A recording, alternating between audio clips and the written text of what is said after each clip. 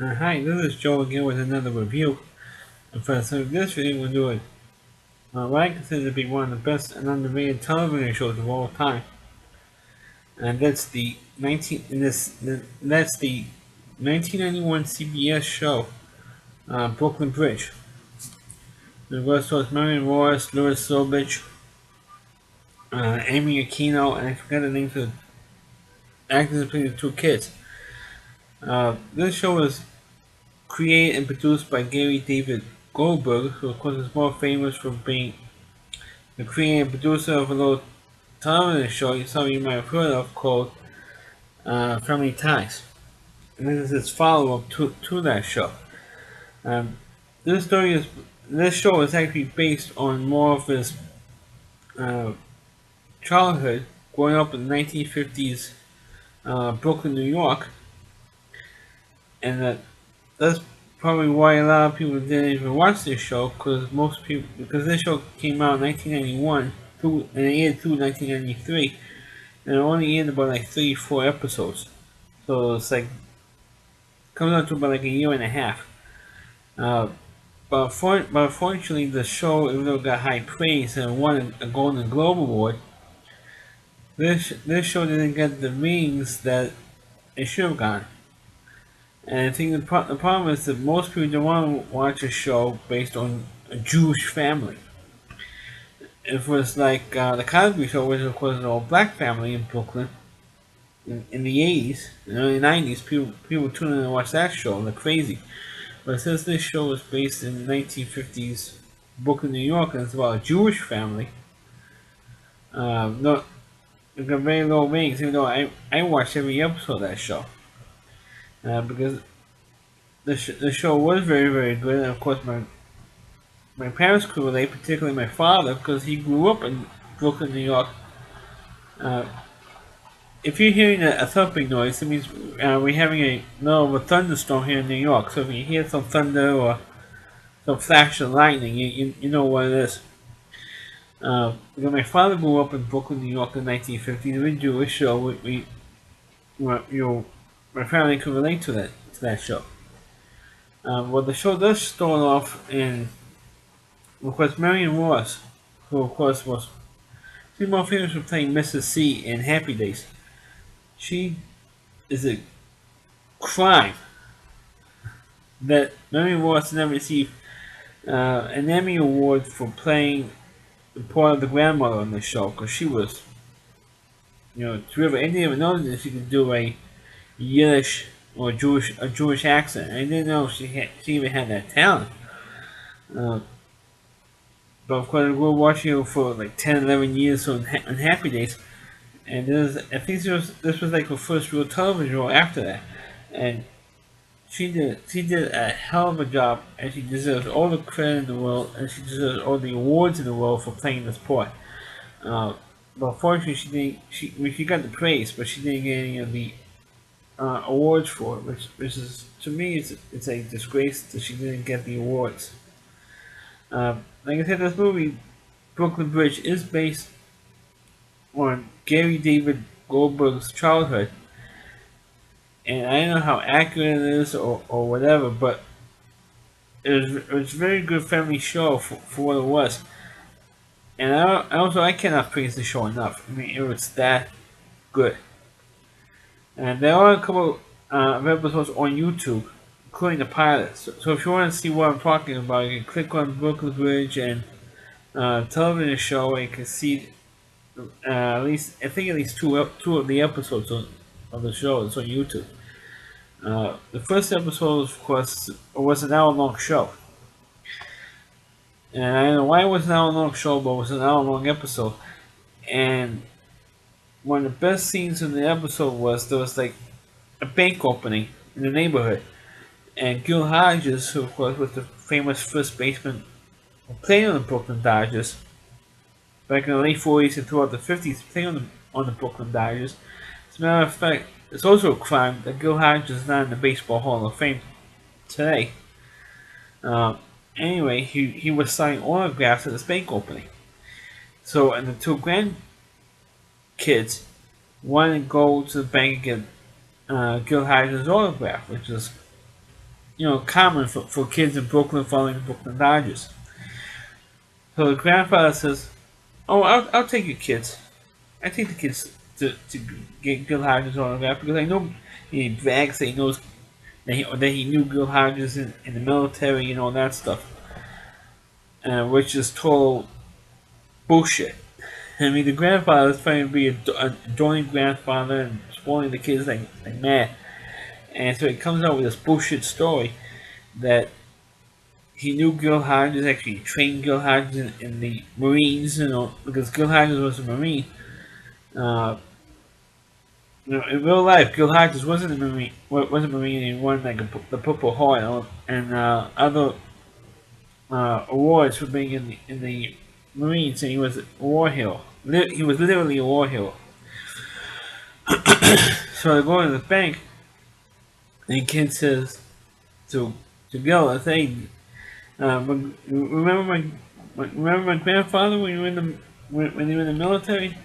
He goes, and actually, of course, Gil Hodges doesn't because he didn't know for man. But he has to play along, with the kids. He says, "Yeah, I know your grandfather. I know your grandfather in the Marine. See, he was great. He was great with me. He was great with the men. They worked that he commanded and all that stuff." So of course the grandfather, who was played by Louis Zolich, of course you might know him from a couple of movies that I've seen him in. The movie version of Fiddler on the Roof, and the last really great Muppet movie, which was The Muppets Take Manhattan in 1984. Uh, that's where I knew Louis Zolich from. Uh, anyway, he was a great character actor. The guy, I think he passed away a couple of years ago.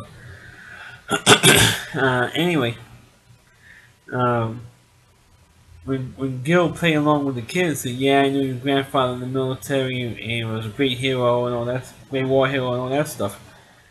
And that of course, the grandfather knew that he was just playing along with the kids.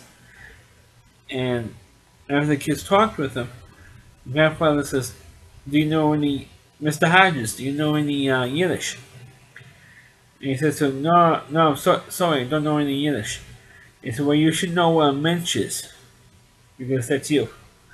For those of you who don't know Yiddish, a mensch is you're a real man, you're a real person. It's not, even though a lot of the words in Yiddish sound like an insult, um, but the word mensch in Yiddish actually means you're a real person, you're a real man." And there was such a great, and they had so many scenes like that in the series Brooklyn Bridge. Plus, you also had a lot of cute scenes, cute episodes as well. There's one particular episode where uh, the two kids, it was like two boys. Sorry, I forgot the actors who played them, and I forgot the characters' names. I'm doing this review of the seat in my pants.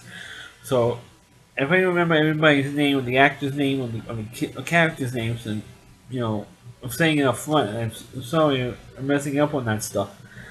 Um, but there's one particular episode where the two kids, the two sons, were listening to on the radio, and they found out that Jackie Robinson, the great Hall of Fame second baseman for the Dodgers, this was like after the 1956 season, he got traded from the Dodgers to a role team, the New York Giants. And they sent to the grandmother, they sent to Marion Ross, and they're all depressed and they're all upset over the news, like any Dodger fan would be. And so Marion Ross comes over to him and says, "Hey, why are you guys so upset over? Maybe we can help you guys out." And the youngest one says to her, "Jackie Robinson got traded, Grandma, to the Giants." I kick of the way he said, and without hesitating, without even thinking about it, she says to him, "There was a big thunder. There was a big boom thunder just now." She says, without hesitation, "Who's Jackie Robinson?" I mean, it was really hysterical. I mean, I busted out laughing with that one. I'm not sure. I don't remember there was an hour episode or a half hour, but practically pretty much the whole episode was these two kids trying to listen to the press and the Jackie Robinson got traded. There was also a couple of other episodes where there was also a very good episodes where there was one in particular where they actually go to Coney Island.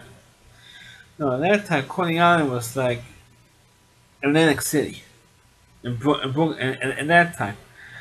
And we had, of course, you had Astroland. Of course, you had I don't think you actually had Astroland then yet. But you did have the Cyclone roller coaster, you had Steeplechase, you had Luna Park, you had all these great little amusement parks. They're all free, except, well, the rides aren't free, you have to pay to get on the rides. But to physically walk around Coney Island. Thank you! I had to make that joke with the thunder. Um, to walk around Coney Island is free, but to get on, actually physically get on some of the rides, you have to pay for it. And ride the Cyclone roller coaster, some of the rides that are there today in 2015. Like the same was in the 1950s. You have to pay to get on the rides. I think for some reason, like the two kids cut school along with their father. So let's cut school today and go to Coney Island. So they hung out in Coney Island for a whole day, and that was pretty like. I don't know if it was a great episode, but it was like a fun episode to watch. To watch them go through all the rides and stuff in Coney Island back in the 1950s. So that was kind of a fun episode. One episode that I actually did get a kick out of, or at least my father did, because he actually remembers this. When the Dodgers were in Brooklyn in the 1950s, they used to have this television show called the Naho Gang, hosted by Happy Felton, which used to be a pre-game show and a post-game show. I know, guys, I know that. And when during the pregame show, the Naho Gang, they used to pick out like two or three kids, and they used to play ball with some of the Brooklyn Dodger players, which was and this only happened in games in Ebbets Field, you understand. But that's where the Dodgers play. And so they had one episode where the oldest grandchild was playing with Pee Wee Reese, and everybody's except the whole family's excited because they get to see the kid on TV. But the problem was that the kid didn't win. Spoiler: the kid did not win the contest. He wasn't picked as the best one, but they all got a thrill that he played with Pee Wee Reese, who was the captain and shortstop of the Dodgers. Uh, there was also a good episode, a good piece of nostalgia in that particular one. There was also one that was also very good. It was also an hour. And this particular episode I'm going to be talking about was an hour show, or 1 hour episode. And it was an episode where the oldest son of the two, there was like two grandkids. The oldest one out of the two had this Irish girlfriend, and the girlfriend was pretty. She was pretty cute. And I have to admit that. Um, I forgot who played this Irish girlfriend, but she was cute. She was a pretty good actress for her age. And they decided to have like a sit down dinner between the two families. And when the two families they walked to I think to a Chinese restaurant, and one family walked in one way, the main family in the series walked another way to the restaurant, and during this particular sequence, they played the music from West Side Story, which was hysterical. You know, it's hysterical the way it was put together, edited together, and the music playing in the background was really terrific. And of course, you have to see the movie West Side Story to get the reference in that particular scene. Uh, it was great. That episode was also one of my favorites in this particular series. But unfortunately, the series ended before. To me, I feel they should have at least made one more episode, which could have been a perfect ending for the series, at least for me. And that was when the Dodgers moved out of Brooklyn to Los Angeles. I feel they should have done at least an hour or maybe even an hour an hour and a half maybe a bit much, but they should have done at least an hour or an hour and a half show just on when the Dodgers moved out of Brooklyn to Los Angeles and how the family was affected, how the borough of Brooklyn was affected, because the borough of Brooklyn has never been the same since the Dodgers moved out. Even though now they have the Nets, the Brooklyn Nets now for the last couple of years, that's 2 or 3 years. You also have the Brooklyn Cyclones baseball team playing in Brooklyn since 2001. And the Cyclones were the first professional team to play in Brooklyn since the Dodgers left. The Nets were the first major league franchise. Even though technically they use the word major leagues for the NBA, but the first highly professional sports team to play in Brooklyn since the Dodgers left. And of course, now you're going to have the New York Islanders going to be playing in the Barclays Center. Little note: the area where I know I want to get off subject here for a minute. The site where the Barclays Center is now in Brooklyn was originally supposed to have been the site for the new Dodgers Stadium because Walter O'Malley, who was the owner of the Dodgers then in the 50s, wanted that particular space to build a brand new stadium for the Dodgers, and it was supposed to have been an indoor stadium. It was supposed to have been the first dome stadium in sports. But Robert Moses, who was one of the top politicians, even higher than the mayor of New York at that time, hated the O'Malleys and would not Walter O'Malley, and he would not approve the land. And the reason why O'Malley wanted to build the stadium on that spot because it has better access to public transportation than the area where Ebbets Field was. Because it wasn't exact. I mean, they did have a subway station about 4 or 5 blocks away, but they had not only did they have more subway lines going to the area of Lansing and Flatbush, but you also had the Long Island Railroad, which is a suburban commuter subway line that has a stop there. Because it's one of three big terminals for the Long Island Railroad. One of them, of course, is Penn Station. The other one is a terminal in Jamaica, Queens, and the Atlantic Terminal. Those are the three big terminals you have along the various routes for the Long Island Railroad. So that's why O'Malley wanted that spot there, because a lot of the white Dodger fans moved out of Brooklyn to either to New Jersey, and most of them moved out to Long Island. So I figured, if you have the spot by the Long Island Railroad terminal, you're going to bring in the fans, and they're going to have to drive in the cars from Long Island to Brooklyn. You just have to get on the Long Island Railroad, and you're there in a few minutes. So that's why I worked with my one on that spot. Uh, so I felt that they should have made one more episode of the Brooklyn Bridge series so that they could have that episode so it could be a perfect ending, in my opinion, for the television show. But unfortunately, that didn't happen, and it was really horrible that the series did not end with that episode. Uh, because it would have been to me, it would have been a perfect ending for that show because it would have affected everybody. It would have affected the whole family. It would have affected the kids. It would have affected the parents. It would have affected the grandparents. It would have affected the kids' friends. It would have affected the neighbors. It would have affected just about everybody who had some part in the Brooklyn Bridge show. It would have affected everybody for the most part. And you said a couple times already, it didn't happen. But for the episodes that they did have, I thought it was, great series. I don't know if if the show Brooklyn Bridge is on DVD or not. I have no idea. And if it isn't, that's another crime in itself. It should be out on DVD so that people can enjoy the show and enjoy Mary Ross's performance in this show.